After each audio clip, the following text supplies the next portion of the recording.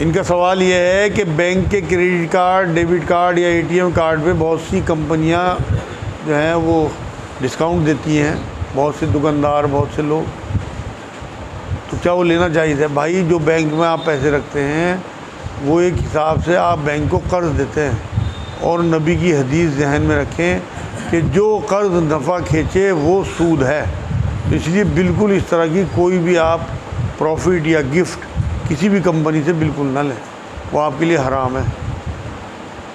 بہت سے آدمی نماز پڑھتے ہیں سب چلے جاتے ہیں، دعا نہیں کرتے، وہ کیا صحیح ہے کہ نماز قبول ہوگی؟ ان کا سوال یہ ہے کہ بہت سے لوگ نماز پڑھتے ہی بنا دعا کرے چلے جاتے ہیں، کیا ان کی نماز قبول ہوگی؟ بالکل قبول ہوگی بھائی، نماز ایک الگ چیز ہے، دعا ایک الگ چیز ہے، نماز بھی پوری کی پوری دعا ہے۔ جس طرح ہمارے علاقے میں دعائیں کی جاتی ہیں نبی اکرم صلی اللہ علیہ وسلم سے ثابت نہیں ہے، لیکن کیونکہ منع بھی نہیں ہے تو اس لیے منع نہیں کر سکتے ہم۔ جو لوگ جائیں انہیں برا نہ سمجھا جائے، یہ نہ سمجھا جائے کہ ہم تو بڑے پاٹے خاں ہیں، ہم تو دعائیں مانگ رہے ہیں چل دیا، تو اس لیے وہ جو جا رہے ہیں انہیں بھی جانے دیں۔ آپ نے اپنی اجرت اللہ سے وصول کرنی تو آپ دعائیں کریں، جتنی دیر مرضی بیٹھیں، جتنا مانگیں گے اللہ اتنا خوش ہوگا۔ اللہ خود کہتا ہے قرآن میں کہ میرے سے مانگو، اس لیے مانگنا چاہیے میرے نزدیک بھی۔ لیکن اگر کسی کو کام ہے یا وہ اس سنت پہ عمل کرتا ہے کہ نبی دعائیں نہیں کرتے تھے نماز کے بعد یا صحابہ نہیں کرتے تھے، اس میں بھی کوئی حرج نہیں ہے، لیکن برا نہ سمجھا جائے، اپنا دل برائی سے صاف رکھیں۔ تو باقی فجر کی نماز قضا ہوگی تو کب تک پڑھ لیں؟ ان کا سوال یہ ہے فجر کی نماز کبھی قضا ہو جائے تو کب تک پڑھیں؟ فوراً آنکھ کھلتے ہی۔ نبی نے فرمایا، نبی سے جب یہ سوال کیا کہ حضور صلی اللہ علیہ وسلم نے یہ بات فرمائی کہ آنکھ کھلتے ہی نماز پڑھ دو، تو قضا کا تصور نہیں ہے اسلام میں۔ کبھی آپ نے تمام طے کر لیے معاملے کہ میں اٹھوں گا، ہر حال میں الارم بھی لگا دیا، بیوی سے بھی کہہ دیا، پڑوسی سے بھی کہہ رکھا، فون میں بھی الارم لگا رکھا، اس کے بعد بھی آپ سوتے رہ گئے تمام کوششوں کے باوجود، تو آپ اٹھتے ہی جب بھی آپ کی آنکھ کھلے، یہ نہ ہو کہ آپ ٹائم دیکھ رہے ہیں کہ 5:30 بجے ٹائم ختم ہو رہا، آپ کی آنکھ جو ہے وہ 6 بجے کھلی کہ اب تو اٹھ کے پڑھ لوں گا، پھر آپ کی قضا گنی جائے گی اگر آپ نے جان بوجھ کے ٹائم نکالا۔ لیکن اگر آپ نے 5:30 ٹائم ختم ہوا، 20 منٹ قضا اس کا ٹائم ہے آپ کا، جو آپ ممنوع ٹائم ہے، اس کے فوراً بعد آپ نے آنکھ کھلی 6 بجے، تو آپ اٹھتے ہی سب سے پہلے وضو کرو، نماز پڑھو، انشاءاللہ وہ قضا نہیں ہوئی آپ۔ بہت سے آدمی کہتے ہیں کہ اگر ظہر کی نماز پڑھنے جائے فجر کی نہیں پڑھی، تو اتنا ٹائم ہے کہ تم نے تو پہلے وہ پڑھنا فجر کی نماز۔ ہاں بہت سے لوگ یہ کہتے ہیں، لیکن وہ بے جان نماز ہے، کوئی فائدہ نہیں ہے اس کا۔ فائدہ جب ہے جب میں بتا رہا آپ کو۔ ان کا سوال ہے بغیر ٹوپی کی نماز ہوتی ہے؟ بالکل ہوتی ہے بھائی۔ حضرت جابر رضی اللہ تعالیٰ عنہ نے ایک بار امامہ اور اپنا کرتا تک اتار کے ایک طرف رکھ دیا، صحابہ کرام یا جو بھی تابعین وہاں پہ جمع تھے وہ کہنے لگے یہ کیا آپ، کہ میں نے خود نبی کو اس طرح نماز پڑھتے ہوئے دیکھا۔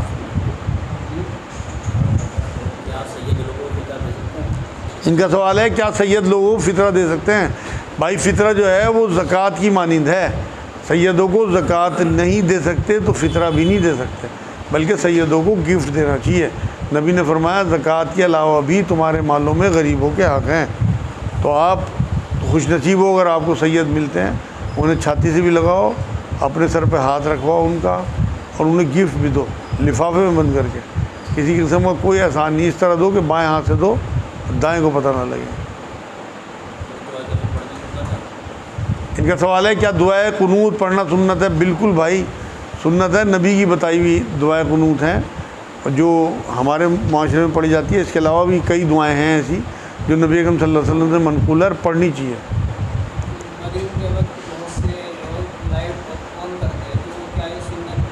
ہاں میں نے دیکھا اکثر لوگ لائٹیں جلاتے ہیں، نہیں بھائی کوئی سنت نہیں ہے، آپ کو اگر اندھیرا نظر آ رہا تو آپ ایک آدھی لائٹ جلا دو۔ اب یہ ہے کہ جو بہت سے لوگوں کو میں نے گھروں میں دیکھا کہ ساری لائٹیں کھول لیں گے ہر کمرے کی اور اس کی، کہ جن نکل جائیں گے، اس طرح جن اگر لائٹوں سے نکلا کرتے، جن تو آپ کی نمازوں سے نکلیں گے، آپ اپنے اندر تقویٰ پیدا کریں، اس سے جن آپ کے گھروں سے نکلیں گے۔ اور نبی نے تو یہ ضرور فرمایا کہ مغرب کے ٹائم اپنی عورتوں اور بچوں کو گھروں میں رکھو، یہ جنوں جیسی مخلوق کے نکلنے کا، شیاطین کے نکلنے کا وقت ہے۔ یہ تعلیمات تو ہیں۔ لائٹوں کا کوئی، اگر آپ مان لو مغرب ہوتے ہی پورے گھر کی لائٹیں جلا رہے تھے تو اسراف میں آئے گا، نبی کا حکم ہی نہیں ہے، نہ اسلام میں کوئی اس طرح کی، وہاں تو لائٹیں ہوتی نہیں تھی، ایک دیا بھی ہے اس ٹائم جل جاتا تھا، پورا گھر روشن ہو جاتا تھا۔ آپ ایک لابی کی لائٹ جلا دو اپنے گھر کی یا صحن کی، پورا گھر روشن ہو جائے گا، کافی ہے وہ اندھیرا دور کرنے کے لیے۔ یہ تو سب بدعت ہے کہ آپ ہر کمرے کی لائٹیں جلاتے پھر رہے۔ یہ سنا ہے کہ جب کربلا کا واقعہ ہوا تو ہندوستان سے برہمن وہاں کے کربلا انہیں حسینی برہمن کہتے ہیں، ہے ایسا؟ ان کا سوال یہ ہے کہ اس طرح کی روایتیں ہیں، بھائی یہ سب گھڑی ہوئی روایتیں ہیں، مستند کوئی بات نہیں ہے، تو اس لیے جو بھی بات ہو اس طرح کی آپ سنو، آگے نہ بڑھاؤ۔ ان کا سوال یہ ہے مغرب کا وقت کب تک رہتا ہے؟ ہر نماز کا وقت دوسری نماز سے تھوڑا پہلے تک رہتا ہے، تو مغرب کا وقت جو ہے وہ عشاء کی نماز سے پہلے تک رہتا ہے، لیکن اول وقت میں نماز جو ہے وہ آسان بھی ہوتی ہے اور مضبوط بھی ہوتی ہے۔ کوئی اور شادی کے بعد اپنا عقیقہ کرنا چاہے اس کا خرچ اس کے ماں باپ میں سے شوہر۔ ان کا سوال یہ ہے کوئی عورت شادی کے بعد اپنا عقیقہ کرنا چاہے تو اس کا شوہر خرچ اٹھائے گا یا اس کے ماں باپ؟ بھائی یہ تو اس کے اپنے اوپر ہے، ویسے تو ماں باپ کا حق تو ختم ہو چکا، انہوں نے تو اسے ودا کر دیا، اب تو شوہر کا حق ہے اور اس کے اپنے پاس مال ہوتا ہے تو وہ بالکل اپنے پاس سے عقیقہ کرے۔ ویسے تو عقیقہ کا جو طریقہ ہے وہ 7ویں دن ہے، اس کے بعد اگر کوئی عقیقہ کرتا ہے تو کرے، مطلب ایک صدقہ ہے، ایک طریقہ کا ثواب ملے گا انشاءاللہ، مگر جو مسنون طریقہ ہے وہ 7ویں دن کا ہے، تو اسی ٹائم بچوں کا عقیقہ کرنا چاہیے اگر حیثیت ہو، واجب نہیں ہے، فرض نہیں ہے، جن کی حیثیت ہو انہیں کرنا چاہیے، جن کی حیثیت نہیں ہے انہیں اس چکر میں نہیں پڑنا چاہیے کہ وہ ادھار لے کے یا کہیں سے بھی کسی بھی طریقے سے اپنا پیٹ کاٹ کے عقیقہ کرے۔ اگر ہم کسی سے کوئی مکان 10 لاکھ میں طے کریں اور 12 لاکھ میں بیچیں تو کیا یہ جائز ہے، جبکہ ہم بروکر ہیں؟ بھائی ان کا سوال یہ ہے کوئی بروکر ہیں وہ کسی سے مکان 10 لاکھ میں طے کر لیا اور اس کا 12 لاکھ میں بیچیں تو کیا جائز ہے؟ بھائی اگر انہوں نے اس مکان کی قیمت اسے 10 لاکھ دے دی اور پھر آگے وہ 12 کا 15 کا کتنا کا ہی بیچیں بالکل جائز ہے، لیکن اگر اس سے طے کر لیا 10 میں ویسے ہی اور آگے 12 میں بیچیں گے، نہ ان کا قبضہ نہ انہوں نے کچھ اسے دیا، تو یہ حرام ہے، یہ مس گائیڈ کرنا ہے، ایکسپلائٹیشن ہے۔ اس لیے بالکل بروکر کو یہ چاہیے کہ ٹرانسپیرنسی کے ساتھ کام کرے، دونوں طرف سے کمیشن لے، بیچ میں بٹھا دے لوگ، مطلب ایک دوسرے کے سامنے، بالکل انشاءاللہ تعالی یہ معاملہ جائز ہوگا۔ لیکن اگر اس طرح سے وہ دھوکہ دیتا ہے کہ 10 والا معاملہ کی طے کر لیا اور آگے 12 میں، تو وہ جائز نہیں ہے۔ کیا بات؟ اچھا گھر میں اکثر چڑیے گھونسلہ بنا لیتی ہیں، ان کا سوال یہ ہے کیا گھونسلہ وہ توڑنا گناہ ہے؟ بھائی اگر اس میں بچے ہیں پھر تو آپ کو اتنی مہلت اسے دینی چاہیے چڑیا کو کہ اس کے بچے بڑے ہو جائیں اور وہ اڑ جائیں، لیکن اگر اس میں انڈے ہیں اور وہ گھونسلہ وہاں پہ اس نے ہر ٹائم شور مچاتی ہے یا گند پھیلاتی ہے تو بالکل آپ کو اسے توڑ دینا چاہیے، آپ کے لیے کوئی گناہ نہیں ہے اس میں۔ ان کا سوال یہ مسجد میں فون کرنا جائز ہے، چارج کرنا، کیونکہ وہاں کی لائٹ جو ہے وہ فون میں لگے گی، تو بھائی اگر متولیوں نے اس بات کی اجازت دے رکھی ہے لوگ وہاں فون چارج کرتے ہیں کیونکہ چارجنگ میں بہت زیادہ لائٹ نہیں لگتی تو کوئی حرج نہیں ہے، لیکن اگر کسی نے اعتراض کرا جو لوگ چندہ دیتے ہیں تو پھر یہ ناجائز ہو جائے گا ان کے لیے۔ صرف معتکف حضرات جو ہے انہیں مسجد کا پانی، مسجد کی لائٹ، مسجد کا چارجر سب استعمال کرنی 10 دن جتنے دن وہ اعتکاف میں رہیں۔ باقی عام لوگوں کو یہ چاہیے کہ جتنی بھی مسجد کو استعمال کریں، چاہے لائٹ استعمال کریں چاہے پانی، تو وہ اسے پے کریں مسجد کو۔ لیکن اگر متولی حضرات کو کوئی اعتراض نہیں ہے کہ وہاں مسجد سے لوگ پانی بھی لے جاتے ہیں، محلے کے غریب لوگ، اور وہاں کے آگے پنکھا کھول کے آرام بھی کر لیتے ہیں، اب متولی حضرات اسے برا نہیں سمجھتے تو اس میں کوئی حرج نہیں۔ بہت سے آدمی سلام کرنے کی بجائے اچھا بھائی اللہ حافظ کرنے کی بجائے تو صحیح ہے۔ ان کا سوال یہ ہے بہت سے لوگ سلام کرنے کی بجائے اللہ حافظ کہہ کے چلے جاتے ہیں، کیا یہ صحیح ہے؟ بالکل ٹھیک ہے، لیکن وہ ایک دعا سے محروم کر رہا ہے آپ کو اور خود بھی ہو رہا ہے، کیونکہ آپ جب جاتے وہ سلام کریں گے آپ ضرور وعلیکم السلام کہو گے، ایک دعا انہوں نے آپ کو دی، سلامتی کی پلٹ کے آپ نے انہیں دی، اس سے وہ اپنا آپ کو محروم کر رہا ہے۔ تو سلام جو ہے وہ سنت بھی ہے اور اسلام کا ایک شعار بھی ہے، نشانی ہے، تو سلام ہی کرنا چاہیے، یہ نہیں کہ اللہ حافظ دیا ٹاٹا بائے بائے وغیرہ چل دیا۔ سوال یہ ہے کیا عورت کے نماز روزہ بنا شوہر کی مرضی کے قبول نہ ہوں گے؟ ان کا سوال یہ ہے کیا عورت کے نماز روزہ بنا شوہر کی مرضی قبول نہیں ہوں گے؟ یہ تو بالکل بیکار کی بات ہے بھائی. یہ بلو جی اڑا رکھی، مردوں نے اڑا رکھی ہے اپنے مطلب کی بات. اللہ کی مرضی کے بنا قبول نہیں ہوں گے. جو فرض نماز اور روزے ہیں، شوہر کی اگر نئی بھی مرضی ہوگی تو شوہر کو چھوڑ دے. حضور نے فرمایا اللہ کی اطاعت میں، جہاں اللہ کی اطاعت ہو وہاں مخلوق کی کوئی اطاعت نہیں کی جائے گی. تو اس لیے اگر فرض نمازیں اور فرض روزے ہیں تو بالکل نہیں شوہر کی ماننی، اس میں اس کی مرضی ہو نہ ہو ہر حال میں پڑھنی. ہاں نفل روزوں کے لیے نبی اکرم صلی اللہ علیہ وسلم نے بات فرمائی، چاہے نفل نمازیں ہوں یا روزے ہوں، کہ اگر شوہر کو اس سے دقت ہے تو بالکل عورت کو نہیں پڑھنی چاہیے. اگر ہم نے کسی شخص کو کچھ نام دیا، اللہ تعالیٰ کاروبار کے پیسہ نہیں لوٹا ہوا، تو ہم اسے یہ طریقہ بتائیں گے آپ لون کرا کے ہمارے پیسے لوٹا دیں. لون کرا کے تم نے بتا دیا. ہم کہیں گے کسی کو کیا مناسب ہے؟ ان کا سوال یہ کسی پہ ہمارے پیسے ہیں، ہم نے اسے مشورہ دیا کہ لون کرا کے ہمارے پیسے لوٹا دے، تو کیا یہ مشورہ ٹھیک ہے؟ بھائی آپ اسے ایک بہت بڑی آگ کی طرف دھکا دے رہے. قرآن میں اللہ نے سورہ مائدہ کی شاید شروع کی آیت ہے 2 یا 3 کہ برائی کے کاموں میں کسی کا ساتھ نہ دینا بلکہ اچھائی کے کاموں میں ساتھ دینا. تو اس لیے آپ کو یہ چاہیے کہ آپ کسی برائی کی طرف کسی کو راغب نہ کریں، بلکہ آپ یہ تو کر سکتے ہیں کہ اس سے یہ طے کر لیں کہ بھئی جگہ جگہ سے یہ زکوٰۃ اکٹھی کر کے تب ہمارے پیسے واپس کریں. وہ جائز ہے، بھیک بھی جائز ہے اسلام میں، لیکن بیاج حرام ہے اسلام میں. بھیک مانگ کے دے دے گا، زکوٰۃ مانگ کے دے دے گا تو وہ جائز ہوگا اس کے لیے. بیاج اگر انہوں نے کرا کے لون وون کرا کے اگر آپ کا پیسہ واپس کیا آپ کے لیے تو جائز ہے لینا، لیکن آپ نے جو ترغیب دلائی آپ ترغیب کے معاملے میں خود پھنس جاؤ گے. مطلب دینا چاہ رہا بہت ٹائم ہو گیا، لیٹ ہو گئے، وہ دینا نہیں چاہ رہا، ہم سے پھر کیا آپشن ہے؟ بھائی اس کے پاس اگر ہیں اور وہ دینا نہیں چاہ رہا پھر تو آپ اس سے تقاضا کرو، اور مالی حالت خراب. مالی حالت اگر خراب ہے تو اسے مہلت دو یا معاف کر دو. یہ نبی کی حدیثوں سے ثابت ہے. نبی اکرم صلی اللہ علیہ وسلم کو پتہ ہوتا تھا کہ کسی کے پاس میرے پیسے ہیں اور اس کے حالات نہیں ہیں، اگر اسے آتا ہوا دیکھ لیا تو چھپ جاتے تھے کہ یہ شرمندگی نہ ہو اسے کہ نبی سے آنکھیں ملی اور میں ان کے پیسے نہیں دے پایا. نبی کی تعلیمات بڑی گہری ہیں اگر ہم ان پہ عمل کریں. سوال ہے کہ عدت کے دوران ماں کا انتقال ہو جائے تو کیا عورت ماں کا چہرہ دیکھنے جا سکتی ہے؟ ان کا سوال یہ ہے کوئی عورت عدت میں ہے، عدت میں ہی اس کی ماں کا انتقال ہو گیا تو کیا جنازے میں اس کا چہرہ دیکھنے جا سکتی ہے؟ بھائی کوشش تو یہ کرنی چاہیے کہ وہ نہ نکلے اور جنازہ جاتے ہوئے قبرستان کی طرف اپنی بیٹی کے گھر پہ ان کا پہنچایا جائے اور انہیں شکل دکھا دی جائے، جس سے کہ وہ محروم نہ ہو آخری بار اپنی ماں کی شکل دیکھنے. لیکن جس طرح کے آج کل کے ہمارے محلے ہیں، چھوٹی چھوٹی گلیاں ہیں، آسان نہیں ہوتا جنازہ وہاں لے جانا، تو پھر بالکل شریعت اجازت دیتی ہے کہ وہ عدت کی حالت میں ہی وہ اپنی ماں کا چہرہ دیکھے اور فوراً واپس آ جائے. بہت سے جو معاشرے میں ہمارے مشہور ہے کہ کوئی عورت اگر گھر سے نکل گئی تو اس کی عدت ختم ہو جاتی ہے، خراب ہو جاتی ہے. سب بیکار کی بات ہے. عدت ایک مدت کا نام ہے، وہ مدت ہر حال میں پوری ہوگی. اگر کوئی اسے ایسے بھی گزار دیتا ہے کہ وہ گھر میں بند نہ ہو بلکہ ساری دنیا بھی کام کریں، خرافات بھی کرتی پھرے عورت، تب بھی وہ اس کی مدت چلتی رہے گی. اسے عدت نہ کرنے کا گناہ عذاب ہوگا. تو اگر وہ اپنی ماں کا چہرہ دیکھنے جاتی ہے تو بالکل جائز ہے.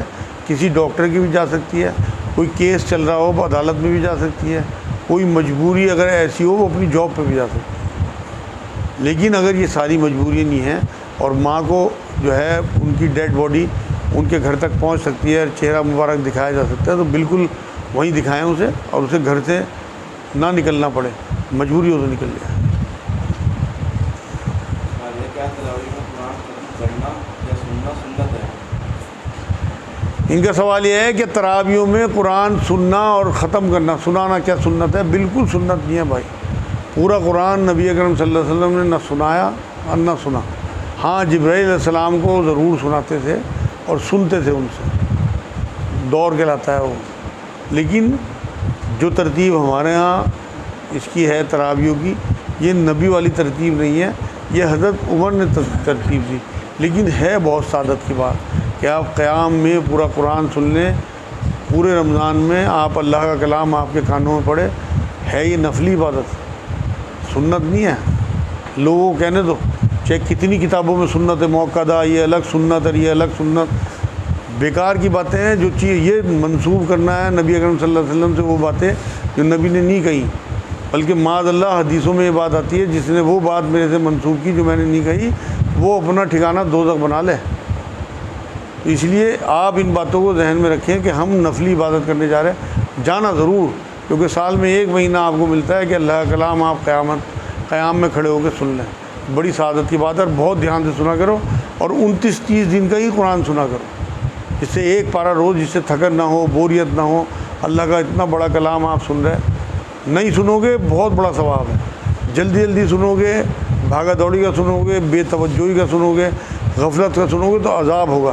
یہ اللہ کا کلام ہے، اللہ کی صفت ہے، مطلب ایک حساب سے اللہ کی رسی ہے۔ حضور نے فرمایا قرآن اللہ کی رسی ہے، خوشی مناؤ، ایک سرا اللہ کے ہاتھ اور ایک سرا تمہارے ہاتھ۔ حدیث بتا رہا میں آپ۔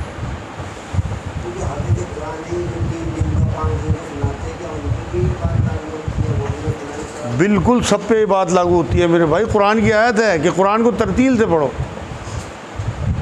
آپ سورہ مزمل کی شروع کی آیتوں میں شاید یہ بات آئی ہے، ہاں، کہ قرآن کو ترتیل سے پڑھو، تو حکم ہے قرآن کا۔ اب جو اس کی بے حرمتی کرے گا چاہے کتنا ہی بڑا حافظ بنتا رہے، ہاں دیکھنا وہاں کیسا حشر ہوگا حافظوں کا، جو اللہ کی قرآن کی بے حرمتی کریں گے۔ حافظ کیا بڑے سے بڑا پیر ہو، کوئی بڑے سے بڑا بزرگ ہو، آپ کی نظر میں اس ٹائم چاہے حب جبے والا ہو یا لمبی ٹوپی یا لمبی داڑھی ہو، وہاں دیکھنا کیا حشر ہوگا۔ تم وہاں عبداللہ بن ابی اور ابو جہل کو دیکھنا کیسے چہرے تھے ان کے، اندازہ ہوگا تمہیں جب کہ ہاں ہمارے معاشرے میں کتنے منافق پھر رہے ہیں۔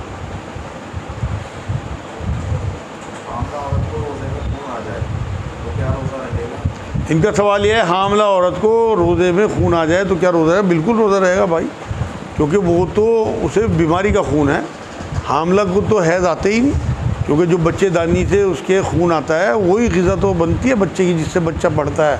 اور اگر کسی بیماری کی وجہ سے، کسی کمزوری کی وجہ سے، کسی جھٹکے کوئی 2-4 بوندیں بلڈ کی آ بھی گئیں تو نہ روزہ ٹوٹے گا انشاءاللہ تعالیٰ، اور اس کا حمل بھی جو کا تو رہے گا۔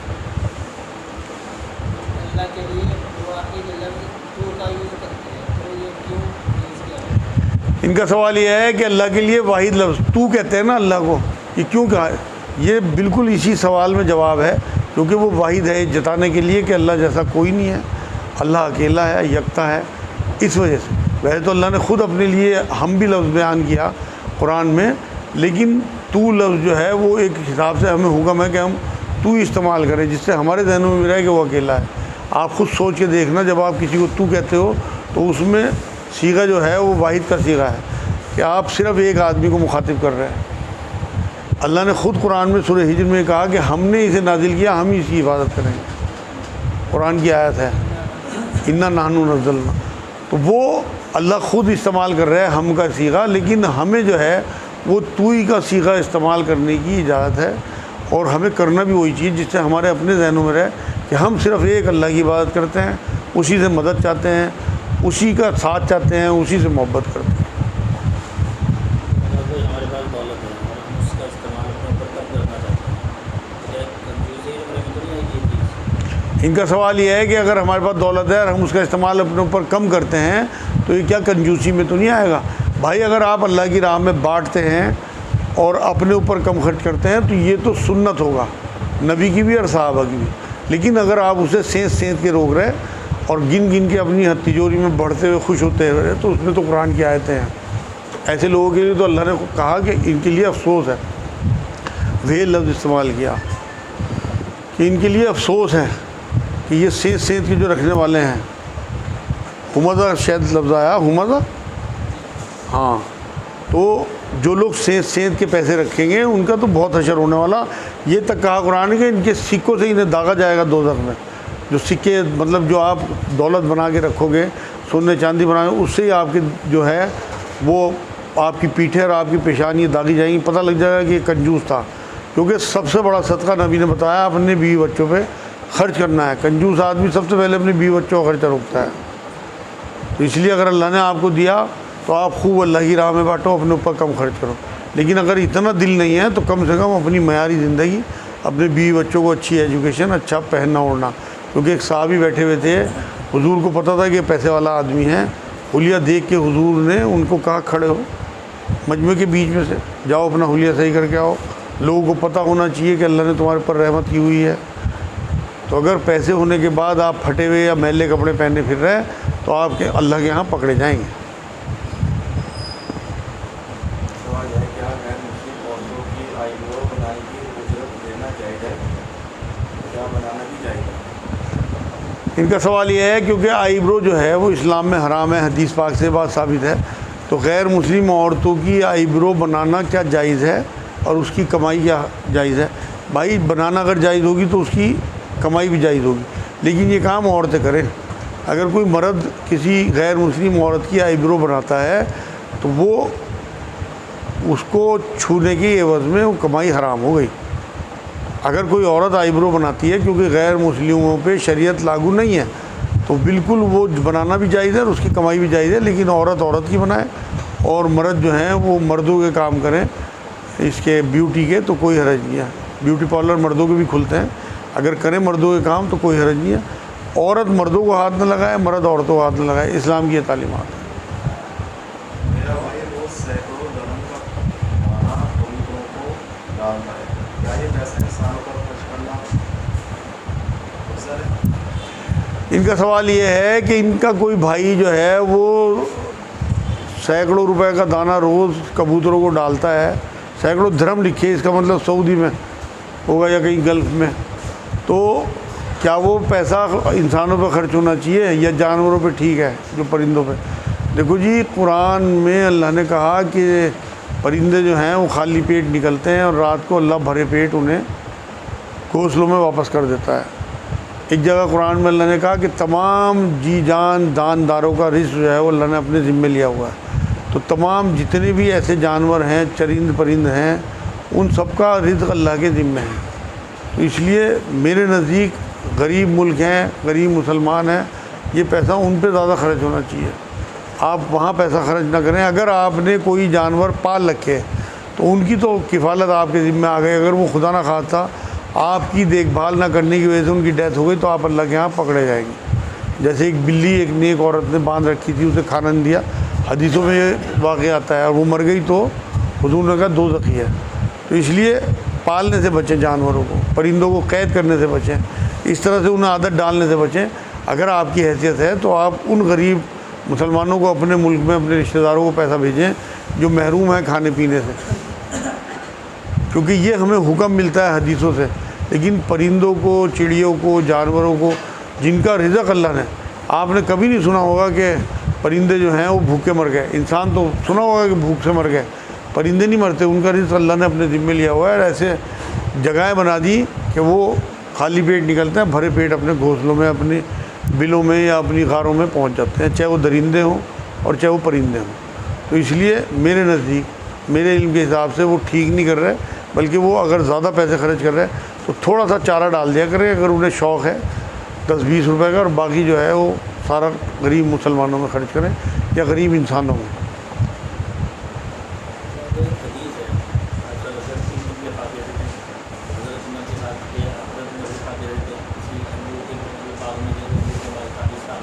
ہاں ہاں کھانے کے بعد ویسے لمبا واقعہ ہے، کھانے کے بعد وہ نے کہا کہ تم سے میں اس نعمت کا بھی اللہ کا حساب دینا ہوں. ہم کتنی نعمت استعمال کرتے ہیں، ہمیں کیسے حساب نہیں وہاں تو فاقے سے 3 دن کے بعد بھی کھا جاتا. بڑا اچھا سوال ہے. یہ واقعہ ہوا تھا اور حضرت ایوب انصاری رضی اللہ تعالیٰ عنہ کے باغ میں لوگ پہنچے تھے اور ان کے تو موج آ گئی تھی، حضور آ گئے تو انہوں نے فوراً بکری کا بچہ ذبح کیا اور گوشت بنانے لگے اس کا، اور اتنے ایک گچھا کھجوروں کا بھیجا نبی اکرم صلی اللہ علیہ وسلم کے پاس کہ بھوک لگ رہی تھی، اتنے یہ نوش فرما لیں. تو کھانا جب تیار ہوا تو حضور نے جو روٹیاں آئی تھیں ان پہ تھوڑے سے ٹکڑے گوشت کے رکھے اور ایک صحابی کو دیا کہ عائشہ کو دیا، وہ بھی کئی دن کی بھوکی ہے. تب حضرت ابوبکر سے کہی تھی یہ بات انہوں نے اور عمر سے، اور یہ آیتیں پڑھی تھی. قرآن کی جو صورت ہے الہاکم التکاثر حتی زرتم المقابر، اس کی آخری آیت ہے کہ ہمیں ہر نعمت کا حساب دینا ہے. تو ہم حساب نعمت کا دیں گے اللہ کو تھوڑی دیر سے جنت میں جائیں گے جو پیسے والے لوگ ہیں، یہ نبی نے فرمائی بات۔ لیکن اگر آپ نے جائز طریقے سے کمایا ہوگا تو آپ کو بہت آسان حساب ہو جائے گا۔ جتنا بھی حلال ہے اس کا تو آپ کو حساب دینا پڑے گا، اور جتنا بھی حرام ہے اس کا آپ کو عذاب بھگتنا پڑے گا۔ آپ اس طرح سمجھو اسے، اگر آپ نے حلال کمائی کی ہوں گی تو پھر تو آپ کو بالکل تھوڑا سا حساب دے کے، اور اللہ تو دیکھے گا۔ اب آپ دیکھو نا، اگر پورا کا پورا حساب کوئی آپ کا سیل ٹیکس والا، انکم ٹیکس والا لینے لگے تو آپ پھنس جاؤ گے۔